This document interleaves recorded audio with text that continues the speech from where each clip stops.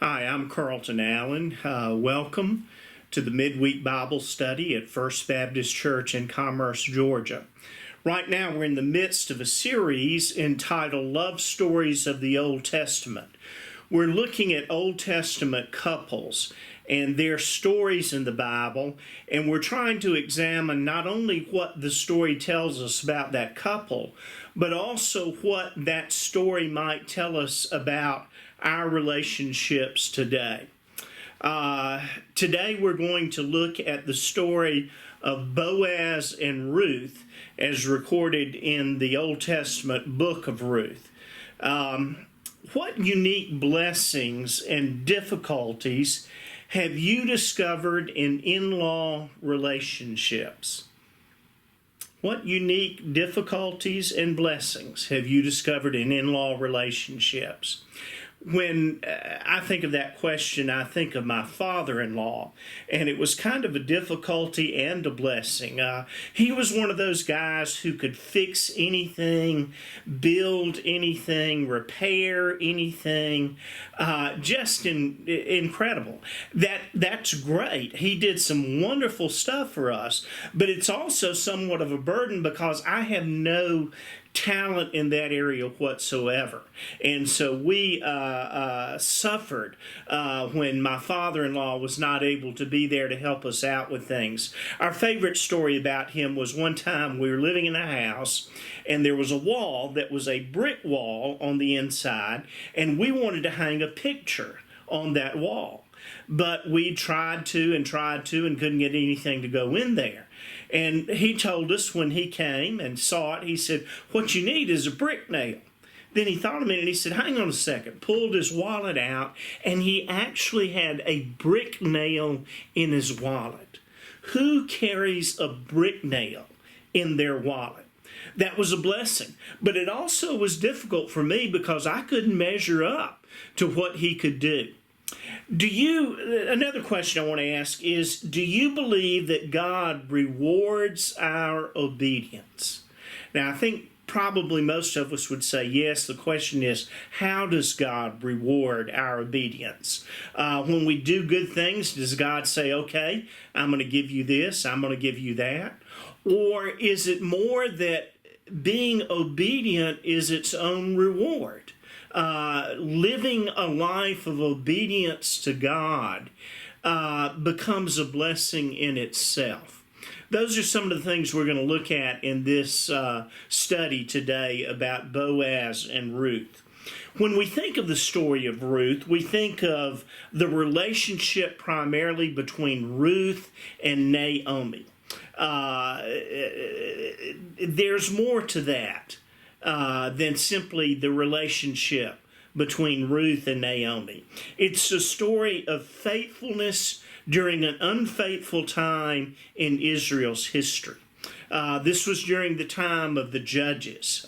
Israel was not ruled by a monarch. There were various judges who ruled different parts of Israel at different times. It was a time of instability. And then at one point, there was a great famine in the area around Bethlehem. And so that made it particularly difficult for those who were living in that area.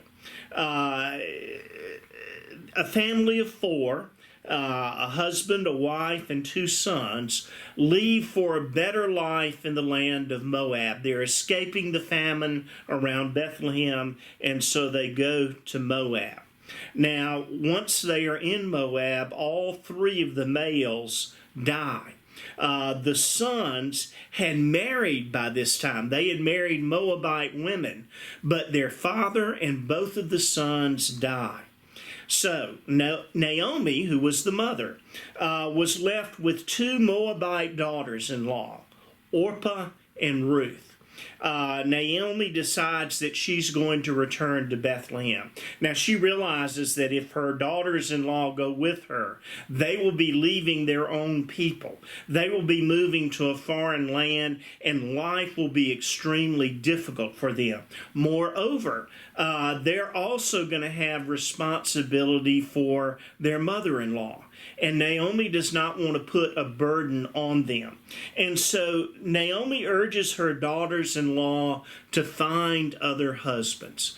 Go out and marry someone else, someone who can take care of you. As you may know, in that day and age, a woman who did not have a male to care for her and to represent her found herself usually poor and powerless, and times would be very difficult. Orpah decides that she will do as Naomi has suggested, but Ruth decides that she will remain loyal to her mother-in-law. And this is where we pick up the story in Ruth chapter 2. And I'm going to read Ruth 2, verses 1 through 13.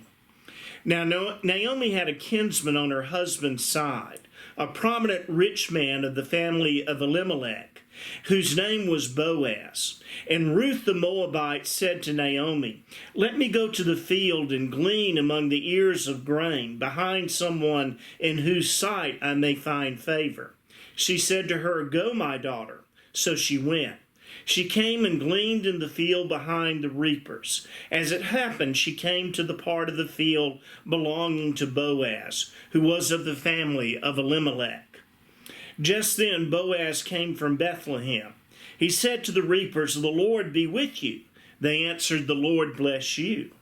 Then Boaz said to his servant who was in charge of the reapers, "To whom does this young woman belong?" The servant who was in charge of the reapers answered, "She is the Moabite who came back with Naomi from the country of Moab. She said, 'Please let me glean and gather among the sheaves behind the reapers.' So she came, and she has been on her feet from early this morning until now, without resting even for a moment." Then Boaz said to Ruth, "Now listen, my daughter. Do not go to glean in another field or leave this one, but keep your eyes on the field that is being reaped and follow behind them. I have ordered the young men not to bother you. If you get thirsty, go to the vessels and drink from what the young men have drawn." Then she fell prostrate with her face to the ground and said to him, "Why have I found favor in your sight, so that you should take notice of me when I am a foreigner?" But Boaz answered her, "All that you have done for your mother-in-law since the death of your husband has been fully told me, and how you left your father and mother and your native land and came to a people that you did not know before. May the Lord reward you for your deeds, and may you have a full reward from the Lord, the God of Israel, under whose wings you have come for refuge." Then she said, "May I continue to find favor in your sight, my Lord, for you have comforted me and spoken kindly to your servant, even though I am not one of your servants." How does God use Ruth's initiative to bring her and Boaz together? How does God use Ruth's initiative to bring Boaz and Ruth together? You see a sense of initiative with Ruth, first of all, in her willingness to remain loyal to her mother-in-law, Naomi. She follows Naomi back to Naomi's homeland and the area around Bethlehem. Then she takes the initiative to go into the field and to glean in Boaz's field. She knows who Boaz is. She knows him by reputation, and she goes specifically to his field. But she doesn't just stand there. She starts gleaning. Now, that was an acceptable thing in that day. That was one of the ways the Israelites took care of the poor among them. The people would go into the field and they would reap the grain, and those who did not have land and did not have crops planted could go in behind them, and what fell on the ground and was passed by then could be picked up by those who were poor and used for their food. What initiative is proper for a single person today to take in finding a spouse? We see what Ruth did, the initiative she took to introduce herself to Boaz. What kind of initiative is proper today, and what crosses the line? Is it proper for a woman to ask a man out on a date? There was a time when most people would say no, that's not the thing to do. I think most people would not have a problem with that now. A woman can ask a man out. What about using a dating service? Is that an acceptable thing to do these days? We have many people who have found their lifelong love by going through a service like that. It's also possible that you can get into bad situations going through a dating service. What about risking a friendship to see if more is there? I've known people who have been lifelong friends, members of the opposite sex, who never thought of dating one another, and yet they seem to be so well matched to each other. Is it acceptable to risk that friendship to say, is there more to this relationship than just friendship? Perhaps it wouldn't be risking the relationship. Perhaps you could remain friends afterwards, although that is often difficult to do. What about relying on friends? What if you rely on friends to set you up with someone?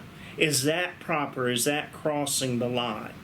Now, when we talk about crossing the line, perhaps there are things. What about misrepresenting yourself to someone?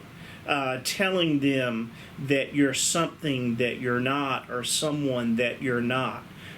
Is that crossing the line in taking the initiative in a relationship? I know that when my wife and I were dating, I would talk about when I would become a rich young minister, and that wasn't exactly being truthful. As we know, ministers rarely get rich unless you have some big TV ministry. And so I was kind of playfully misrepresenting myself, but I think she knew what she was getting. What do the verses 4 through 12 tell us about Boaz? The way he responds when he finds out who Ruth is and what she is doing in his field. We see a sense of kindness there. He is willing for her to use the grain that's left behind to feed her and her mother-in-law. There's really a sense of generosity because he goes beyond what would normally be expected. He says that he's going to tell his young men not to bother her, and that if she gets thirsty, she can go and drink from the water source that the young men in the field are using. There's a sense of integrity there. So what we see of Boaz when we're first introduced to him speaks well for Boaz. What do these verses tell us about Ruth? Well, first of all, I guess we would say that Ruth is pretty clever. Some would say scheming. I would say clever. She knows what she's doing. She goes specifically to the field of Boaz. She set her eye on him. She obviously trusts him as a man of kindness and integrity.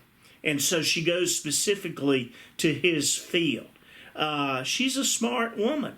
But notice that she's willing to work. She doesn't go and stand there and expect Boaz to come up and gather the grain and give to her, or give to her a portion of what his men have already reaped. Instead, she goes into the field and begins working herself. That says something to Boaz about the type of woman that Ruth is. All right, let's talk a little more about this. Naomi returned home because she had heard there was food there again. She and her husband and 2 sons had left Bethlehem and gone to Moab because of the famine. Now she learns that there's food once again in the area around Bethlehem.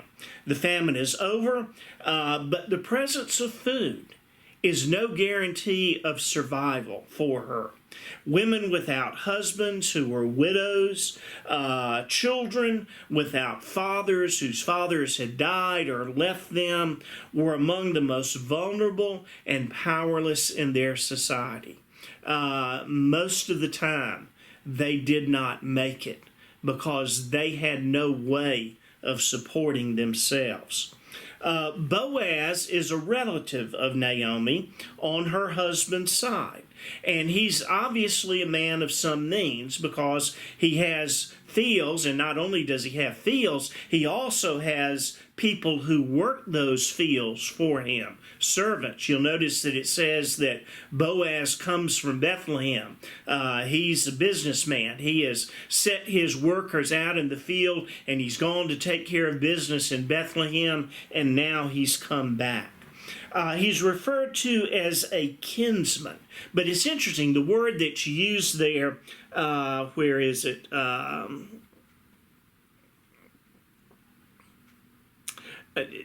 It says in the first verse, "Now Naomi had a kinsman on her husband's side, a prominent rich man of the family of Elimelech, whose name was Boaz." That word kinsman is not the most common one which is used in the Old Testament to designate next of kin or redeemer, which would imply specific legal obligations on Boaz with regard to Naomi. And that's important.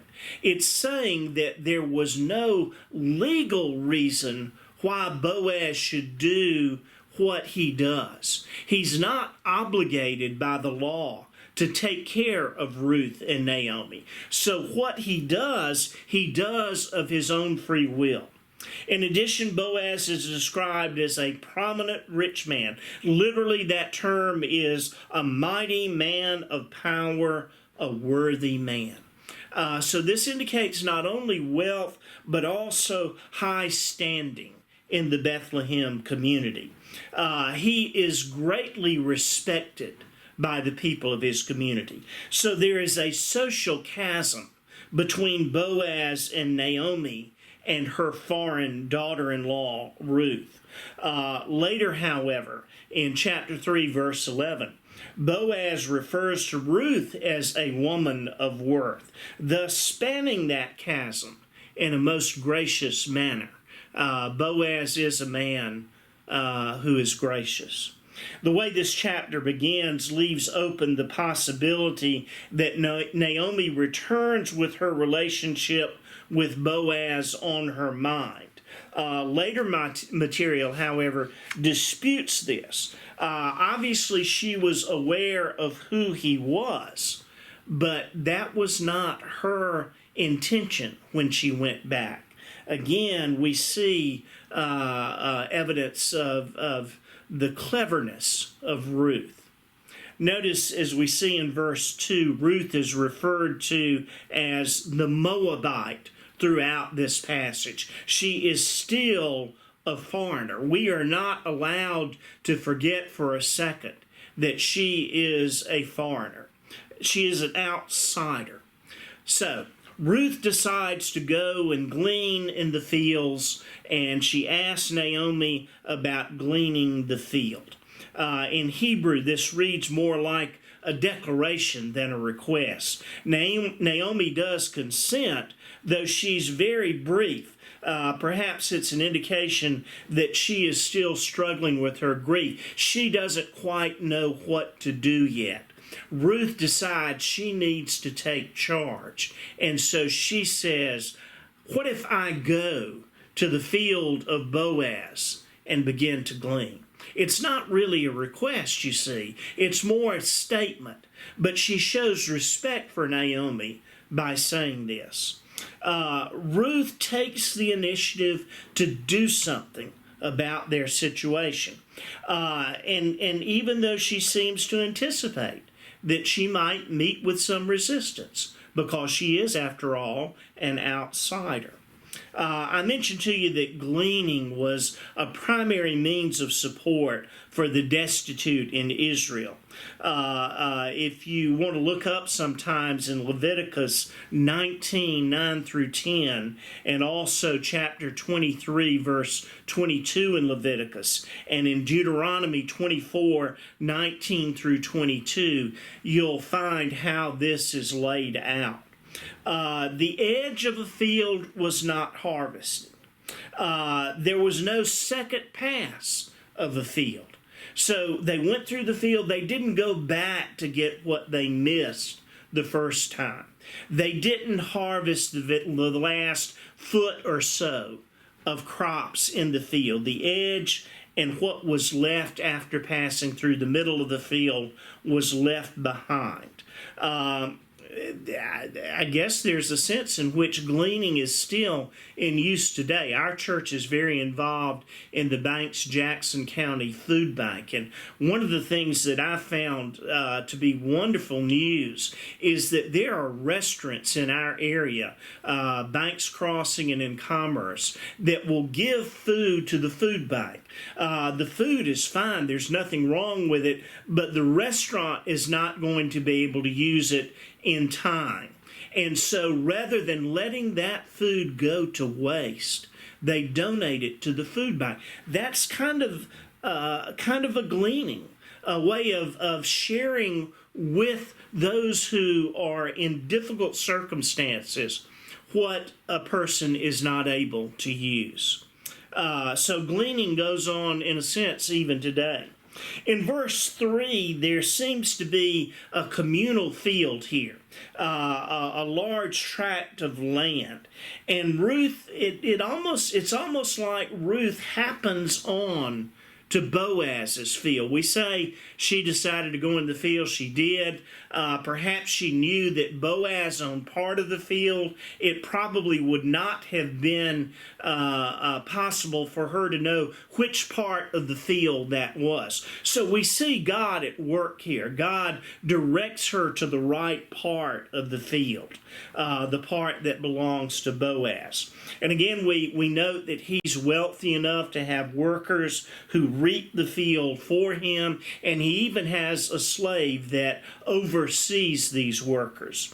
So Boaz arrives, and he notices a gleaner he does not recognize. Bethlehem is a small village. You tended to know everyone in the village, and he sees this woman, and he does not recognize her. And so he asks about her. Whose girl is this? Whose woman is this? Again, a patriarchy was a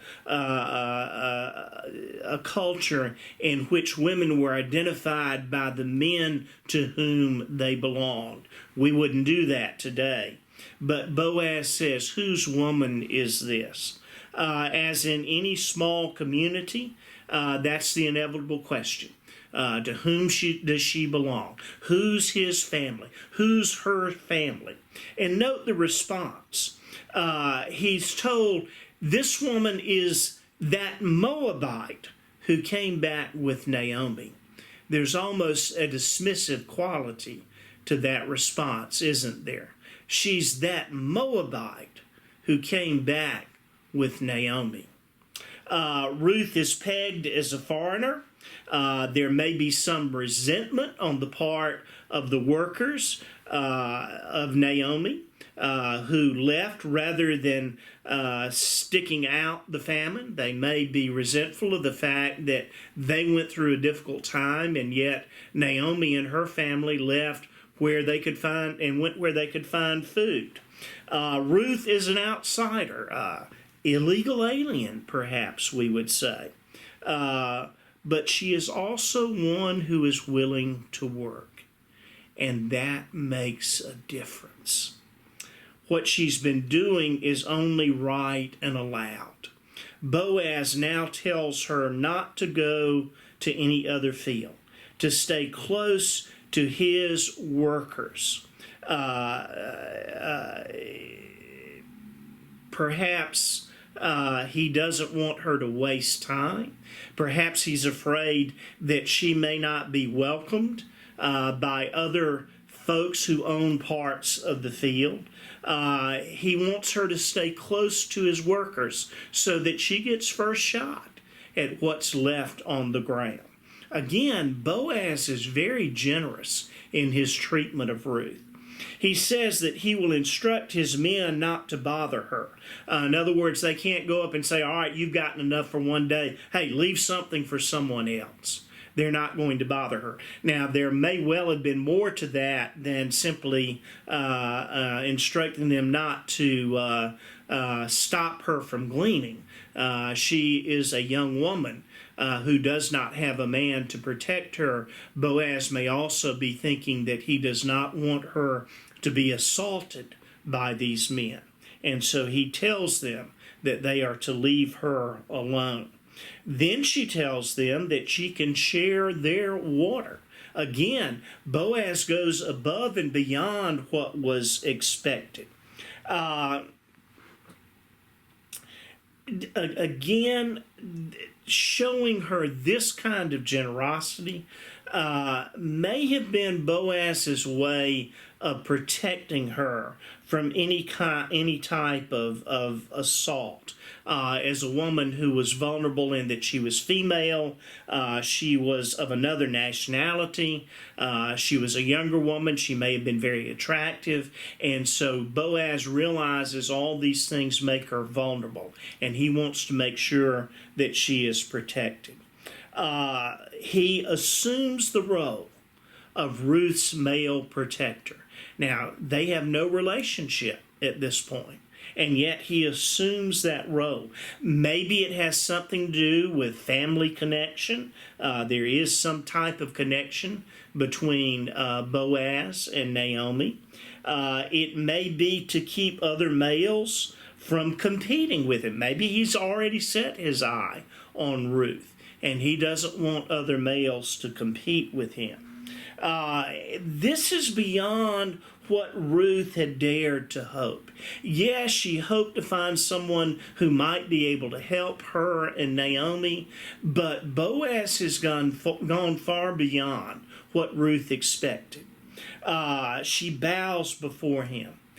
She puts her face on the ground, and she asks why he would show such favor to a foreigner. What a striking image. Ruth may have assumed that Boaz would demand sexual favors. That was something that was not unheard of in that day. But instead, Boaz indicates that he has been impressed by her loyalty to her relative Naomi. He seems to be aware of more of the story than his overseer related. He didn't recognize her by sight. He didn't know who Ruth was. But when he made the connection that she was the daughter-in-law of Naomi, he obviously had heard what Ruth had done for Naomi, how Ruth had decided to be loyal to Naomi and refused to stay in Moab, but left her family and her homeland in order to travel with Naomi and help Naomi. He says, I've heard all that you have done for your mother-in-law. Perhaps he's also aware of Ruth's pledge that Naomi's God will be her God. That was one of the things that Ruth declared when she refused to leave Naomi. Not only will I go back with you to your homeland, but your God, the God you worship, will be the God that I worship. And so he asked the God of Israel, Boaz asked the God of Israel to bless Ruth. He asked that God take her under his wing. Now, to this point, Ruth seems unaware of the connection between Boaz and Naomi. She thanks Boaz for his kindness, and she refers to herself as his servant, though she knows that she is not. Again, a sign of loyalty here, a sign of deference. So, several weeks pass. Ruth works to glean the fields. Naomi decides that she needs to find a husband for Ruth. Ruth is still a young woman. There's still the possibility of bearing children and beginning a family. And so Naomi decides that she's going to help find a husband for Ruth. Who better than Boaz? Naomi sees that it's almost Boaz right as her kinsman. But there is a closer relative. You'll see that in chapter 3, verse 12. That's why I say Boaz was not obligated by the law to take care of Ruth and Naomi. The closer relative would have been obligated in that way. But Naomi seems to feel, because Boaz has already been so kind and generous to Ruth, that Boaz should have the first opportunity, or should have the opportunity to be married to Ruth. And so Ruth approaches Boaz with a marriage proposal. Boaz points out that there is another who is closer kin. Again, we see this incredible integrity on the part of Boaz. He has obviously been impressed by Ruth, attracted to her, but when she comes to him, he says, look, there's another who should have right of first refusal. But he promises to take Ruth if the closer kin does not. Again, it's not that he's putting her off. He just wants to do things the right way. Isn't that refreshing? Someone who wants to do things the right way. And so this sets the stage for what we find in chapter 4 of the book of Ruth. Let's look at that together. Chapter 4, beginning with verse 1. No sooner had Boaz gone up to the gate and sat down than the next of kin, of whom Boaz had spoken, came passing by. So Boaz said, come over, friend, sit down here. And he went over and sat down. Then Boaz took 10 men of the elders of the city and said, sit down here. So they sat down. He then said to the next of kin, Naomi, who has come back from the country of Moab, is selling the parcel of land that belonged to our kinsman Elimelech. So I thought I would tell you of it and say, buy it in the presence of those sitting here and in the presence of the elders of my people. If you will redeem it, and I come after you. So he said, I will redeem it. Then Boaz said, the day you acquire the field from the hand of Naomi, you are also acquiring Ruth, the Moabite, the widow of the dead man, to maintain the dead man's name on his inheritance. At this, the next of kin said, I cannot redeem it for myself without damaging my own inheritance. Take my right of redemption yourself, for I cannot redeem it. Now this was the custom in former times in Israel, concerning redeeming and exchanging. To confirm a transaction, the one took off a sandal and gave it to the other. This was the manner of attesting in land, in Israel. So when the next of kin said to Boaz, acquire it for yourself, he took off his sandal. Then Boaz said to the elders and all the people, today you are witnesses that I have acquired from the hand of Naomi all that belonged to Elimelech and all that belonged to Chilion and Mahlon. I have also acquired Ruth the Moabite, the wife of Mahlon, to be my wife, to maintain the dead man's name on his inheritance, in order that the name of the dead may not be cut off from his kindred and from the gate of his native place. Today you are witnesses." Then all the people who were at the gate along with the elders said, "We are witnesses. May the Lord make the woman who is coming into your house like Rachel and Leah, who together built up the house of Israel. May you produce children in Ephrathah and bestow a name in Bethlehem. And through the children that the Lord will give you by this young woman, may your house be like the house of Perez, whom Tamar bore to Judah." So Boaz took Ruth, and she became his wife. When they came together, the Lord made her conceive, and she bore a son. Then the women said to Naomi, "Blessed be the Lord, who has not left you this day without next of kin, and may his name be renowned in Israel. He shall be to you a restorer of life, and a nourisher of your old age. For your daughter-in-law who loves you, who is more to you than 7 sons, has borne him." Then Naomi took the child and laid him in her bosom and became his nurse.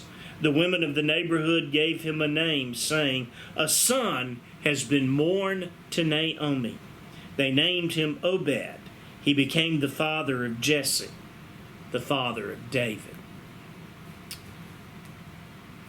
So, how does Boaz's solution to this problem demonstrate his concern for fairness? Again, the integrity is on full display. Boaz believes in full disclosure. So he goes to the next of kin, the one who is closest kin to Naomi and Ruth. And he says, "Look, this land, this field, who had belonged to Naomi, her husband and her sons, is available. And you're the closest of kin. You can have that land and maintain the dead man's name on his inheritance." That was the part of the Levirate law, is what it was called. The next of kin would take the widow to be his wife, and any children that he bore would belong to the widow and her husband, and the land would be passed down to them. So he says, this land is yours. Now, of course, the land would be of great value. This was more place for the man to produce crops, more land to plant, more land for grazing, for sheep and goats, that kind of thing. So it was a good thing for him. And so he says, "Well, I will acquire the field." And Boaz says, "Now understand this. You are also acquiring Ruth, the Moabite." He says the widow of the dead man. Actually, Ruth was the widow of one of Naomi's sons. And so he says, but you are acquiring Ruth, the widow, as a part of this. He wants full disclosure. He wants the man to understand what is at stake. And so the man decides that for whatever reason, this will affect his inheritance with his own wife and children, and so he decides that he will not do this. And that frees Boaz to take Ruth as his own wife. In what ways were both Ruth and Boaz rewarded for their commitment to God and to one another? Well, obviously, they found in each other a spouse, a person whom they loved and with whom they could build a life together. They were blessed with children as a result of their relationship. And the way they went about things meant that no one could question their actions. Ruth did what was allowed. Boaz insisted on full disclosure. He did not take Ruth to be his wife until he had given the next of kin the opportunity to do that first. So they do things the right way.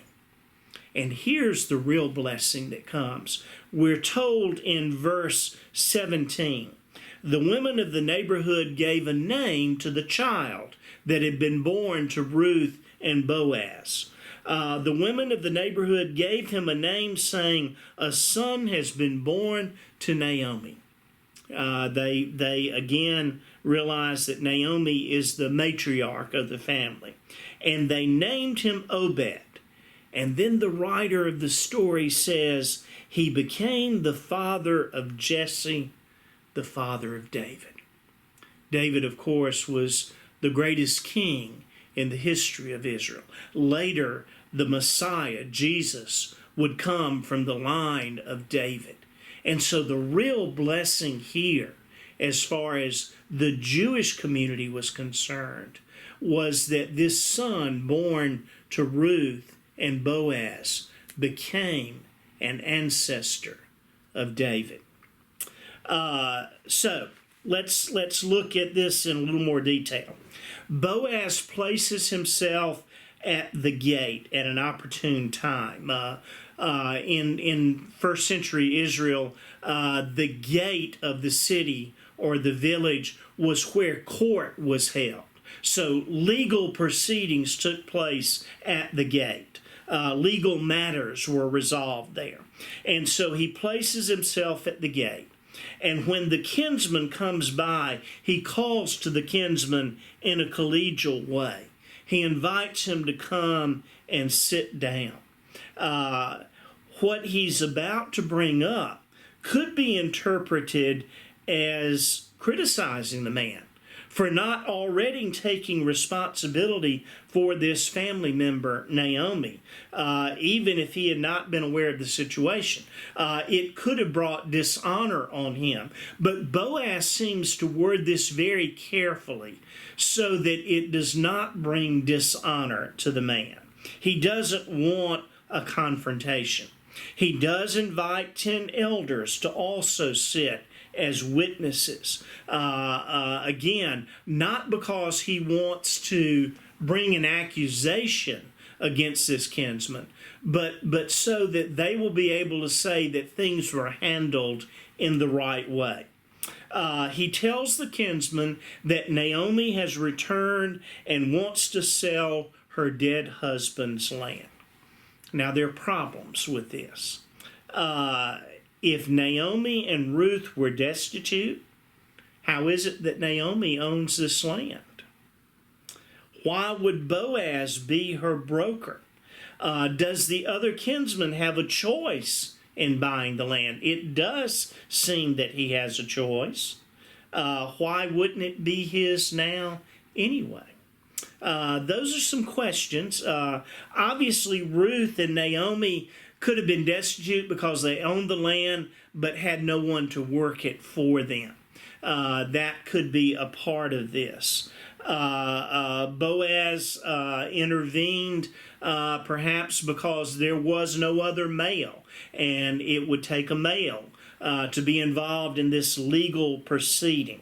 At any rate, Boaz says the land is to be sold. He seems to imply that the next of kin at least had right of first refusal.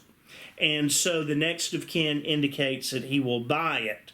And Boaz says, now, if you won't buy it, I will. But the next of kin says, no, I will buy it. Then Boaz informs him that Ruth accompanies the land. Now, again, a problem. Is Ruth another piece of property? In some sense, she was in those days. Was this the kinsman's right or obligation? Did he have to take Ruth, or was there some choice in the matter? It's interesting, when Boaz brings up Ruth, he points out that she is a Moabite.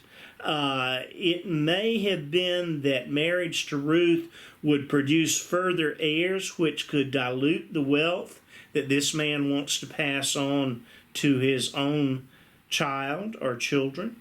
It may be that he feels that marrying a foreigner, a Moabite, would somehow disgrace him in the community.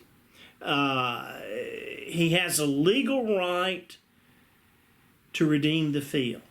But if he redeems the field, then he has a moral obligation to marry Ruth. And there are witnesses here. And so the next of kin declines to purchase the land. And notice the way they sealed the deal in that day. You take off your sandal. And so when the next of kin tells Boaz to acquire it for himself, he takes off his sandal. And Boaz says to the elders, "You've witnessed this. Not only has he said this, but it's like he's given his signature to this transaction by taking off his sandal." And so the land goes to Boaz. Boaz was pretty clever himself. When you read this story, you wonder, while we say Boaz wants to practice full disclosure, it's interesting that he doesn't bring Ruth up right at first. It's only after the man says that he wants the land that he brings Ruth up. So maybe Boaz had hoped that he would forgo the land anyway, but when he does say, "I'll buy the land," he says, "Now, understand, there's a woman that is a part of this as well." It's almost like he's saying, you might want to reconsider this. And it's interesting that Boaz refers to Ruth as a Moabite. He makes sure this man understands that this is a foreigner. But Boaz, as it works out, Boaz is given the right to buy the land, and then he tells the witnesses of his plan to marry Ruth. And God blesses them with a son whose name is Obed, who becomes the grandfather of David. Through all the people and their faithfulness and all the strange customs, do you feel a sense that God is guiding this all along? Naomi and her husband Elimelech go to Moab when there's famine in the land around Bethlehem. Their sons marry, and one son marries this woman named Ruth.